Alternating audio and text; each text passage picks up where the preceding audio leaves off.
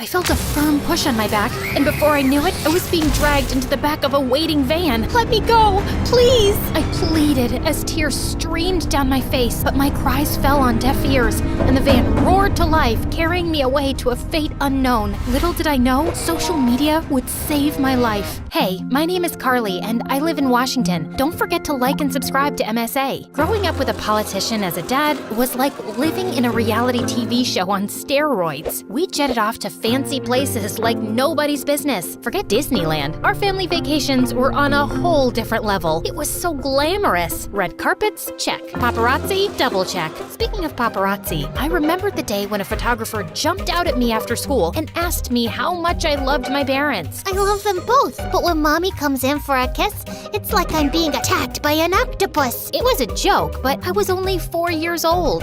Little did I know that innocent quip would turn Mom into a hilarious meme overnight. Wow, Mom, you look cute. But when Mom saw them, she felt terrible, and I suddenly realized that this must not be good. I'm so sorry, Mom. I didn't mean for this to happen. I know you didn't, sweetie, but sometimes people can be cruel, especially on social media. It's better to just avoid it overall. Growing up, I realized the challenges that came with my family's position. People were green with envy and jealous as heck. Like, when I noticed an old woman afraid of crossing the street, I rushed to help her, but I ended up getting a lot more than I bargained for. As soon as I handed her purse back to her, someone recorded it and posted it, but they twisted it and made it look like I was stealing her purse. What a bummer. And just then, my dad's political enemies used the video, and all hell broke loose. Suddenly, Dad started losing his supporters faster than a contestant on The Voice. I was chill until I saw Dad walking like a ticking clock. Tick-tock, tick-tock. I felt terrible, so I stayed away from social media. But as I entered high school, Twitter, Instagram, and WhatsApp became big parts of everyone's lives. Even my best friend Sarah was always on her phone, chatting with guys on social media. Who are you talking to? Oh, wow.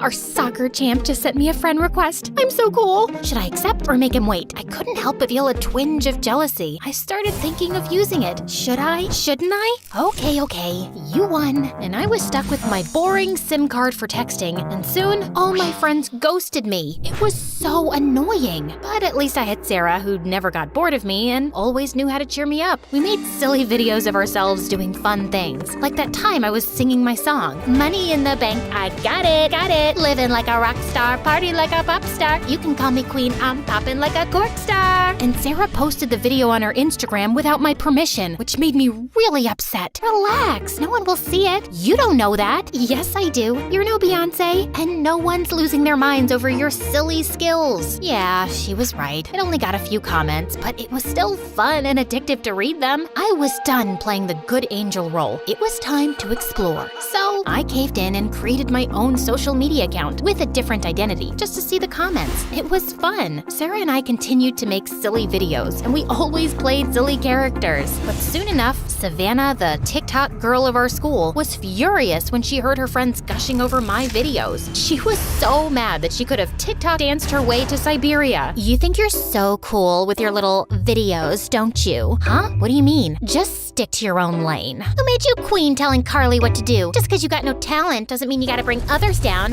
Bye, Felicia. Get off your throne. We both laughed, and Savannah just rolled her eyes and walked away, like she was Kim Kardashian and I was just an extra in the Kardashian reality show. But then I quickly put an end to our Instagram or TikTok war when Matthew joined our school. He was Justin Bieber's son. I mean, he looked like him. Actually, he was the son of my dad's faraway friend. And the second he stepped through the door, he had everyone's attention. He was smart, handsome, and had a charm that Savannah was all too eager to bask in. She was practically throwing herself at him. Hey, Matthew, you're looking good today.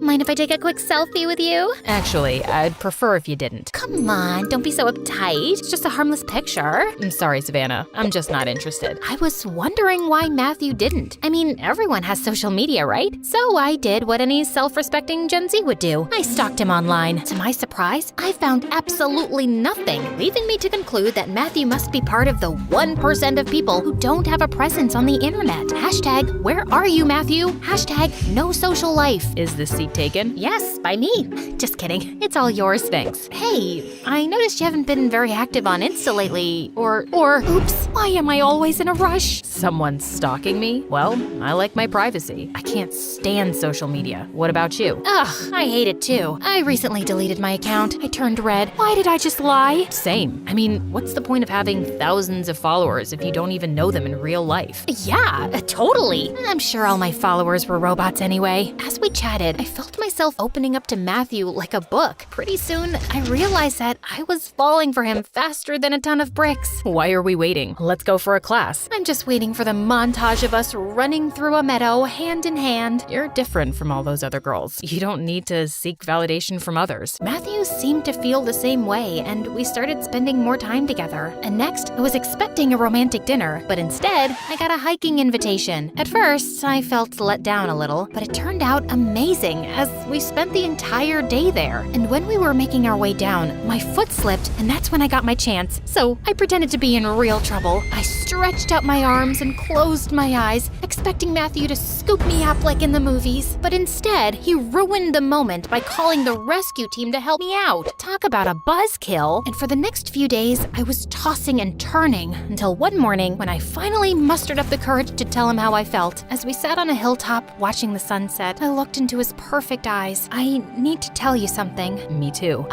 Okay, you first. He smiled and pulled me close to whisper in my ear. You're the best thing that's ever happened to me. I think I've fallen in love with you. I felt my heart skip a beat. I think Cupid just shot me too. We shared our first kiss as the sun dipped below the horizon, and I knew that our love was something special. Everything was perfect, and even our parents began to talk about us moving in together after graduation and getting married one day. But Savannah, who was still jealous of our relationship, had other plans. The next day at school, I was more anxious than a squirrel on a highway, as I couldn't find Matthew, and he didn't reply to me the entire day. Have you seen Matthew? I think he's avoiding me. Sorry, what? I was too busy stalking my ex's new girlfriend on Instagram. You know, I always knew you were too basic for Matthew. He needs someone who doesn't embarrass herself on social media all the time. And just like that, my worst fear was confirmed. She had shown him my silly videos. The bell rang, and Savannah and I had a face-off. I was ready to go all Jersey Shore on her if I had to, but thankfully Sarah stepped in before I had to break out my hair-pulling skills. After my fight with Savannah, I stormed out of the school, and there he was, standing outside waiting for me. As we got into his car, Matthew turned to me, and his expression was colder than an iceberg in Antarctica. Why didn't you tell me? I was scared to lose you by telling you the truth. I can't believe you lied to me. I'm sorry. My parents are really upset. They saw the dance video and all the others. My dad is a politician, and I can't have a girlfriend who's a social media sensation. But I only have like 20 followers. I felt a lump in my throat as I realized what was happening. You're breaking up with me because of this? I'm sorry. I don't know if I can go past that lie. And this whole social media thing is not my cup of tea. But we love each other. Can't we work through this together? I need to do what's best for my family. Please, Matthew, don't do this. I'll delete my account. I'm sorry, Carly. I need some time to think about things, but we can still be friends. I got out of the car and watched him drive away. Friends? As I walked home, I noticed a van following me. At first, I didn't think much of it, but then 2 men got out and dragged me into the van. I was terrified and confused, wondering what was happening. As we drove to a secret location,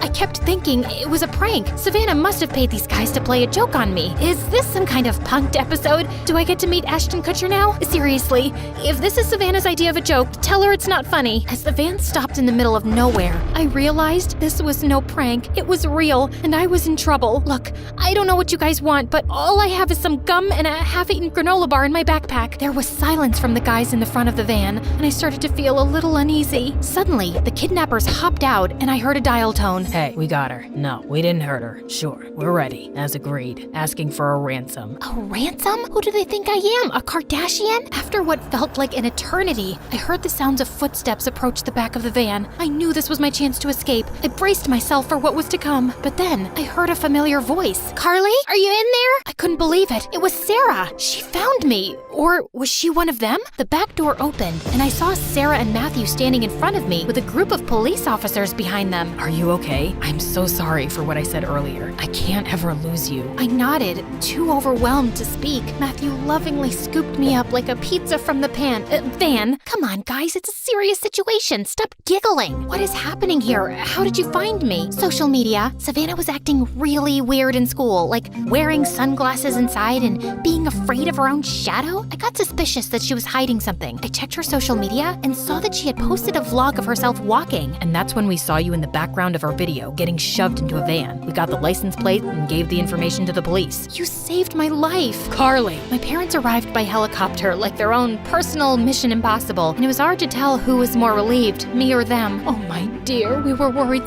sick about you. Can't even imagine what you've been through. Your safety is our top priority, Carly. We were ready to do anything to bring you back. I thought I was never gonna see you guys again, but thanks to Sarah and Matthew, I'm here. And social media. It's funny how something that almost ruined my life ended up saving it. Social media caused so much drama in my life and almost cost me everything, including Matthew. But without it, who knows how long it would have taken to find me. Just then, the police took the kidnappers into custody. You'll pay for this.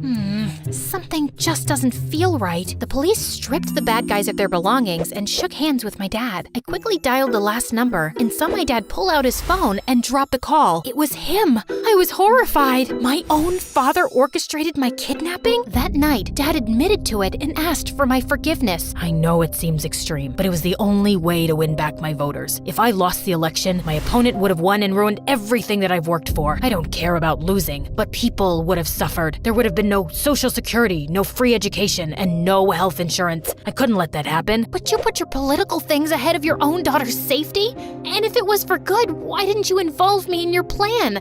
I could have helped you, or at least have been prepared for what was gonna happen. I wish I could have involved you, but the plan involved highly confidential information. Even family members can accidentally leak information, and I couldn't take that risk. I truly believed that what I was doing was for the greater good. I instructed the fake kidnappers not to hurt you, and they didn't. And now that you're home safe, I hope you can understand why I did this. As news of my kidnapping spread, the public's empathy for my father grew. I knew his intentions were good, but his actions were wrong. Still, I forgave him. He was reelected and made sure that everyone got what they deserve: better wages. I learned the value of honesty and communication. I realized that sometimes people make mistakes, but forgiveness and understanding can bring healing and peace. As for Matthew and I, we were able to continue our relationship, and our love only grew stronger. He even willingly participated in a video for Sarah's TikTok.